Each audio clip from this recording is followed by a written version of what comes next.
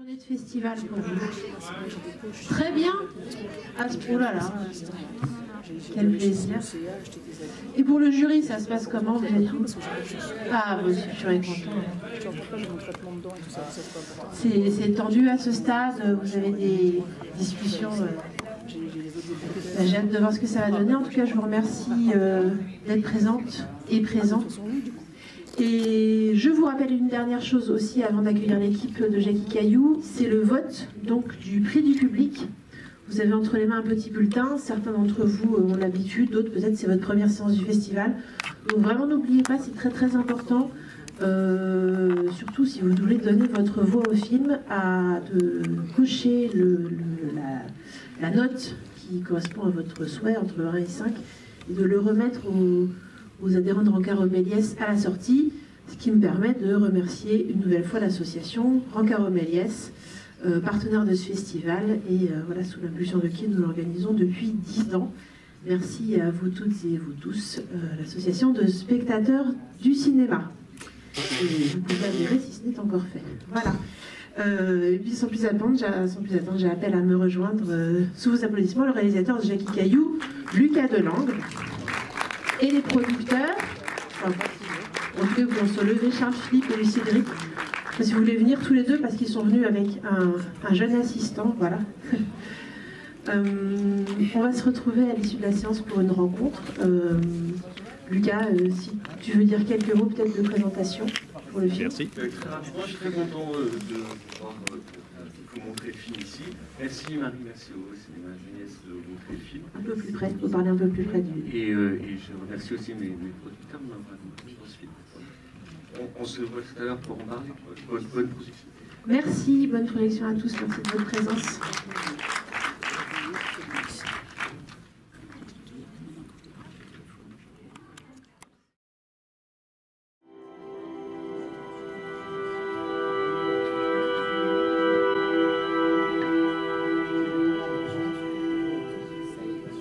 Lucas Delangle.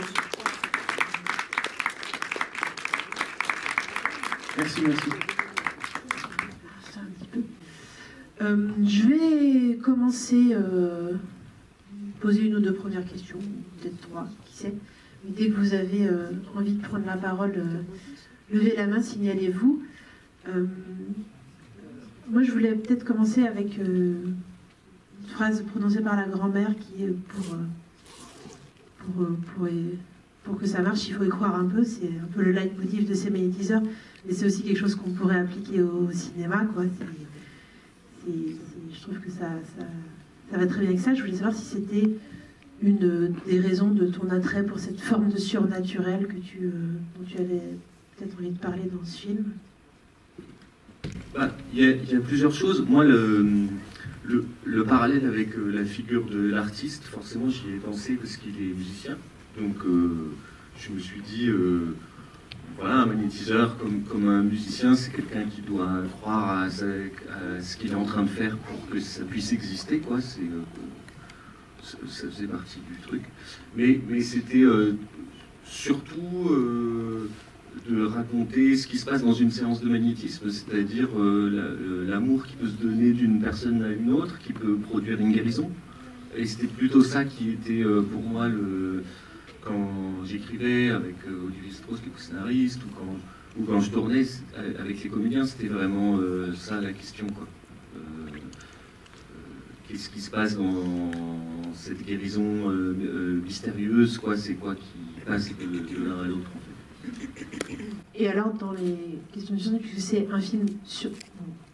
je ne sais pas si on peut l'appeler surnaturel, mais qui flirte avec le fantastique, mais comment tu as choisi, toi, donc, de montrer ces fluides, ces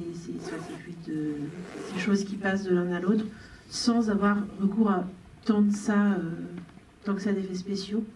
Quels ont été tes choix pour pouvoir transmettre cette magie, enfin cette... je ne sais pas comment l'appeler, magie, disons. Ouais, il y a eu... le premier truc, c'était de se dire, je vais faire un film avec des comédiens non professionnels, donc des gens qui n'avaient pas forcément joué, et, enfin, en tout cas de mélanger le casting, quoi. Et du coup, d'aller chercher une espèce de fragilité, parfois, dans ces scènes de magnétisme, que ce soit un peu brûlant ou tremblant, quoi.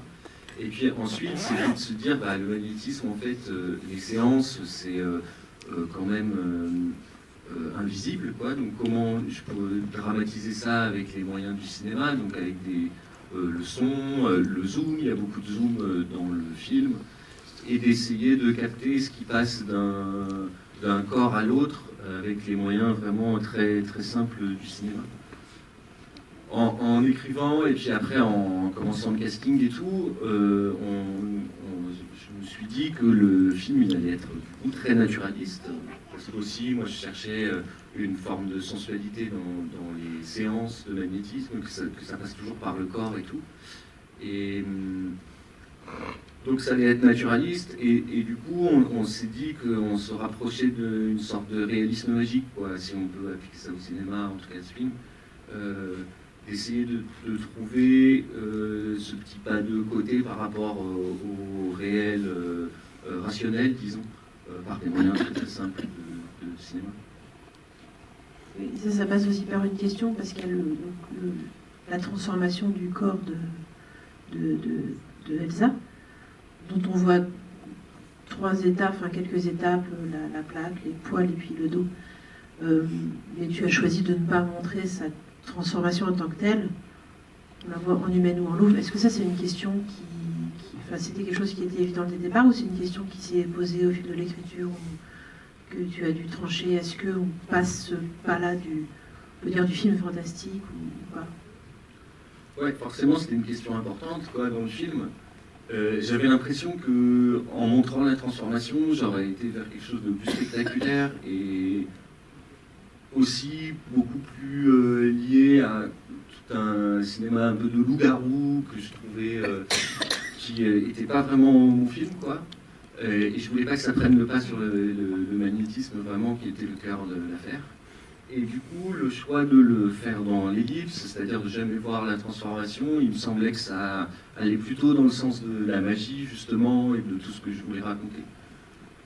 Aussi, pour pas être trop, comment dire, bon, voilà, pas faire une histoire de loup-garou vraiment, et pour essayer de raconter ça, une femme se transformant en louve, dans ce que ça peut avoir de plus ancien comme mythe, quoi.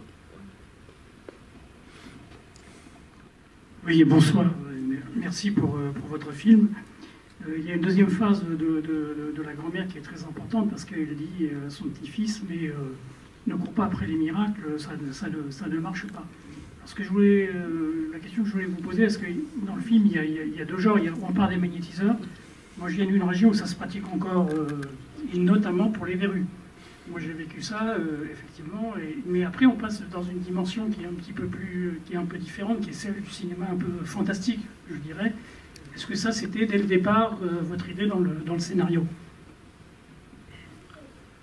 Oui, assez rapidement, dans l'écriture du scénario, je savais que, comme je le disais, que ça allait se mêler à la fois le côté réaliste ou naturaliste.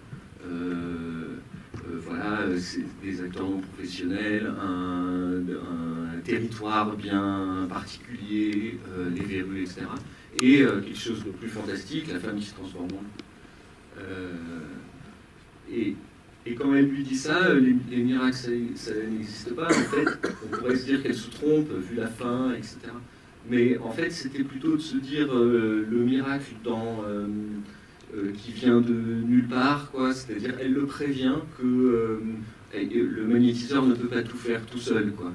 Et que c'était l'idée qu'Elsa, à un moment donné, elle lui dise « Moi, je me sens mieux comme ça, en louve. » Donc, évidemment, Jackie ne peut rien faire pour elle, quoi. Enfin, ne peut pas la guérir, même si ça charme, etc. Mais par contre, l'enfant qui vient voir pour les verrues, c'est celui qui croit le plus en lui, puisqu'il lui dit « Vos mains, elles peuvent tout, etc. » Et donc, c'était d'essayer de mettre ça au centre, que il faut que ça soit partagé, quoi, que c'est une séance à deux, quoi. Voilà. Et je trouve ça intéressant cette parole d'Elsa qui justement dit consciemment qu'elle ne subit pas en fait que c'est ça qu'elle souhaite, parce que ça transforme aussi ce qui pourrait être une sorte de malédiction en émancipation en fait, parce que en fille elle est avec son père, avec éventuellement dans une cage, en louve et libre. Ouais. Donc cette question pour toi de l'émancipation féminine du coup dans le film, comment tu l'as pensé, comment tu l'as écrit Ouais, voilà, ça c'était important parce que Jackie, à un moment, par orgueil, il veut absolument la sauver, puis il pète un peu les plombs, il devient fou, il l'enferme, etc. Il a un peu ce truc du sauveur, quoi. Il croit qu'il va pouvoir sauver tout le monde et tout. Et ça me semblait intéressant de se dire qu'elle plutôt, elle s'acheminait ou elle acceptait un côté plus sauvage, en fait. Et que si la guérison à ce moment-là ne marche pas, c'est parce qu'il part dans des directions différentes, quoi. Et ça me semblait être un beau personnage féminin pour cette raison-là, en fait. En fait, tout à l'heure, tu as parlé du zoom, et comme un des éléments qui montre la magie, je trouvais ça... j'ai lu dans un article, je ne sais pas, que tu parlais du zoom aussi comme d'un des éléments manuels de la caméra, et que ça a un rapport aussi avec la main. Est-ce que tu pourrais développer ça, parce que j'ai trouvé que cette idée était vraiment très belle, que c'est un des éléments, oui, manuels du cinéma. Ouais, parce que c'était un leitmotiv du film. Dans la fabrication, à un moment, c'était les mains, quoi. Donc il y a beaucoup de gros plans sur les mains. Et puis même j'avais cette envie, quoi, pendant le tournage et tout ça, que ça ait l'air fait à la main, quoi. Donc, je sais pas, à un moment, il y a un travelling, il tremblote un peu, etc. Mais c'est pas grave, on l'a laissé parce que ça, je sais pas comment dire, quoi, ça fait... c'est comme ce que je disais sur la fragilité, parfois, des scènes, parce que c'est des comédiens non professionnels, donc parfois, on sent qu'ils sont un tout petit peu... ils jouent tous parfaitement, mais je veux dire, ils appellent un ailleurs, quoi. Et et c'est des gens très sentimentaux, donc ils ont une fragilité qui transpire tout le temps, quoi. Et bon, c'était un des trucs, quoi, fait à la main tout le temps. Donc le zoom, ça en fait partie, quoi. J'avais l'impression que c'était plus manuel, qu'on sentait un peu plus le point de vue de celui qui filme que le travelling qui est presque... Bon, il y en a des magnifiques, des travelling dans l'histoire du cinéma, mais je veux dire, il y a toujours ce côté un peu machinique, quoi, que je voulais... Plus mécanique. Ouais, voilà. Moi, j'ai bien aimé votre film. Par contre, je m'interroge un peu sur l'affiche, parce que... je sais pas... Celle-là. Ah, c'est pas ça l'affiche du film. Ah, d'accord. Bah, c'est bien, alors. Ah, j'ai pas vu l'affiche, parce que celle-ci, je la trouve un peu bizarre, parce qu'en fait, il met ses mains sur une brebis, alors qu'en fait, il agit sur une femme dans le film. Bon, d'accord, si c'est pas l'affiche, ça me rassure. Non, c'était pas l'affiche. Je la trouve pas très représentative. C'était des photogrammes, ça, qu'on avait pris au moment de la sélection du film, quoi, avant qu'il y ait une affiche. Là, je vous montre un. Oui. Ça nous s'est fait en interne par un collègue, donc je vais du coup pas citer le nom tout de suite, mais qui en général fait des trucs très chouettes. Non, mais moi mais c'est vrai qu'elle n'est pas forcément très représentative. C'est pour un carton annonçant une séance, et c'est un peu différent du travail qu'on peut faire sur une affiche, effectivement. Peut-être à propos des comédiens, en partie non professionnels, donc, comment est-ce que tu les choisis, tu les castes, et puis comment est-ce que tu intègres peut-être leur naturel, leur personne. J'imagine que les personnages sont proches des personnes qui jouent dans ce cas-là. Comment est-ce que tu intègres ça au jeu et à l'histoire? Il y a plusieurs voix un peu dans le casting. Donc il y a Lou Prose qui joue Elsa, qui est vraiment une jeune comédienne. Il y a Jean-Nicolas, que vous avez déjà dû voir dans certains films, Laetitia Turner par exemple, qui joue son père. Et après, il y a Thomas Parigi, qui joue le rôle principal, qui lui est vraiment musicien. Donc je l'ai rencontré dans un bar à Marseille où il jouait sa musique. Moi j'étais désespéré, je ne trouvais pas le rôle principal du film. Voilà, et puis tout d'un coup je suis tombé sur lui qui jouait de la musique, et puis personne ne l'écoutait vraiment, tout le monde était parti dehors. Ça ressemblait pas mal au personnage, quoi. Donc effectivement, lui il est assez proche. il est comme un peu dans le film, très doux, etc. Enfin, il est beaucoup moins... Il devient pas fou comme ça, normalement. On ne fait pas des cages autour de... Non, il fait pas ce genre de truc. Le rôle du policier rural, je l'ai donné à mon meilleur ami qui s'appelle Romain et qui est réalisateur aussi. Et donc il y avait ce truc de donner le rôle du meilleur ami à son meilleur ami, ça me plaisait pas mal, quoi. Est-ce qu'il est proche? Peut-être, je sais pas. Et après, et puis Mondio, bah, pour le coup, qui joue Gisèle, elle n'est pas du tout magnétiseuse, donc c'est quand même un rôle de composition. Voilà, moi j'ai fait très peu d'improvisation dans le film, donc ils avaient un texte très écrit et tout, ils devaient apprendre les mots, j'y tenais beaucoup, quoi. Même si après moi j'ai coupé beaucoup, je voulais pas que ça ait l'air improvisé trop. Et donc, bah, elle compose son personnage, quoi. Elle n'a pas de petits-enfants et tout ça, donc elle invente une relation, elle invente le magnétisme. Je travaille avec elle pendant un moment, quoi, parce que nous on devait tourner en 2020, puis il y a eu le Covid, donc j'ai eu pas mal de temps pour travailler avec elle, et Thomas surtout. Et après, Georges Isnard qui joue l'éleveur, pour le coup c'est assez proche de lui. Mais pareil, il y avait du texte, etc., qu'il a dû apprendre. Enfin, je veux dire, c'est vraiment sa bergerie qu'on voit dans le film, c'est vraiment ses bêtes et tout ça, quoi. C'est sa brebis, là. C'est sa brebis, ouais. Je crois que c'est un bélier, moi, je pense. Hein. Ah non. Hein? Ah non. Alors, Ah bon là... Je vois pas trop les mamelles, là. Hein. Pour moi, c'est un bélier. Elles sont cachées parce qu'elle a un pli sous le ventre, mais c'est une brebis. Le débat est ouvert. Ah oui, c'est pas il y a plus. Bon, pour moi, c'est un bélier. Enfin, Merci Nathalie pour la contribution. Pas trop fou. Tu dirais que c'est une brebis, toi? Voilà, je voudrais que vous nous expliquiez la fin du film. Le film, c'est une femme en louve et qui tue, et qui sort de cette chambre et qui va aussi prendre à la gorge cette petite fille. Et après, bon, alors la fin, cette petite fille qui se réveille après, etc. Mais la fin du film, voilà, je voudrais que vous en parliez, si c'est possible. Oui, c'est possible.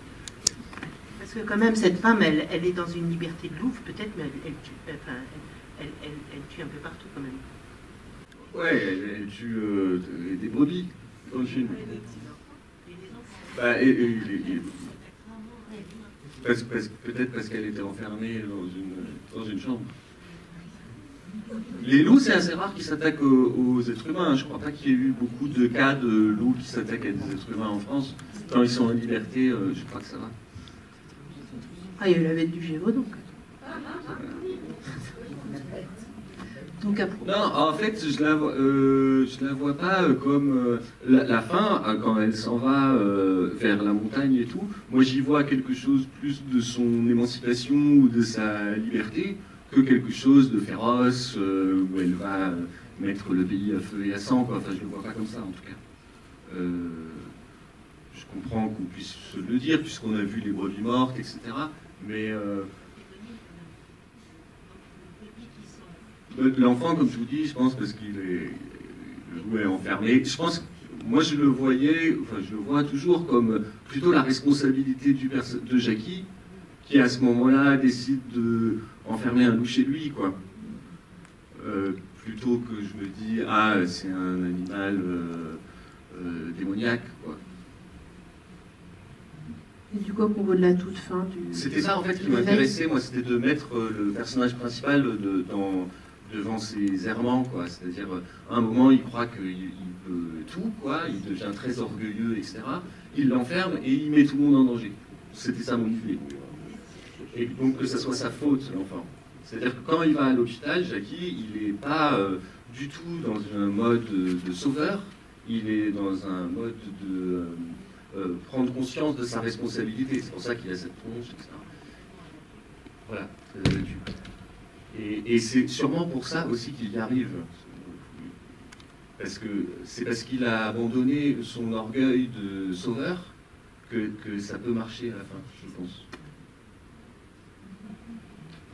Où est-ce que c'est tourné? Ah oui. Oh, c'était ma question. Dans le 04, par exemple. C'était la question que je voulais poser, j'ai oublié. Ouais. Où est-ce que c'est tourné et pourquoi? Au-dessus de Saint-André-les-Alpes, Au-dessus de Saint-André-les-Alpes. Ouais. Il y a deux vallées. Il y a la vallée du Verdon, là, qui va jusqu'à Colmar-les-Alpes. Donc là, j'ai tourné une partie, c'est là-bas. Et puis, à la Bergerie, par exemple, c'est à Lambruis, donc c'est l'autre vallée, c'est la vallée de l'Issol. Et ce territoire-là, du coup, C'est vraiment assez restreint. Bon, après, c'est la montagne, donc vite, il y a 1 heure de route, quoi. Mais c'est très serré. Et en fait, moi, j'ai fait des repérages beaucoup pour chercher des endroits, etc. Donc, je cherchais un petit village de montagne, évidemment. Et ça me plaisait beaucoup, cet endroit, parce que c'est entre la Provence, donc les toits en tuiles, et après, au-dessus, c'est plutôt des chalets en bois. Et moi, je sais pas comment dire, je viens de Sarthe et tout, donc j'avais du mal, quoi, à imaginer filmer des toits en tuiles ou des chalets en bois. Et là, pile entre les deux, c'est tout mélangé. Il y a des trucs en tôle, il y a des maisons qui sont peintes avec des couleurs vives, parce qu'il y avait des Italiens qui venaient, qui ont ramené de la peinture, machin. Et donc, voilà, c'est tout de briques et de broc, et ça me plaisait assez bien, quoi. il y a aussi une variété de paysages avec les montagnes incroyables. Ce chemin par lequel il passe pour aller voir les parents au début. Ouais. Et la forêt, enfin, on a presque de se rendre compte que c'est dans le même périmètre. C'est peut-être aussi ça qui t'a attiré sur cet espace. Ouais, puis il y a plein d'endroits différents. Après, je pense qu'en vrai, ça existe dans beaucoup de régions différentes, quoi. La diversité des paysages, on peut toujours trouver plein de choses. C'était vraiment, moi, le village au début qui m'a plu. Et après, assez rapidement, j'ai rencontré les gens qui sont très accueillants là-bas et tout.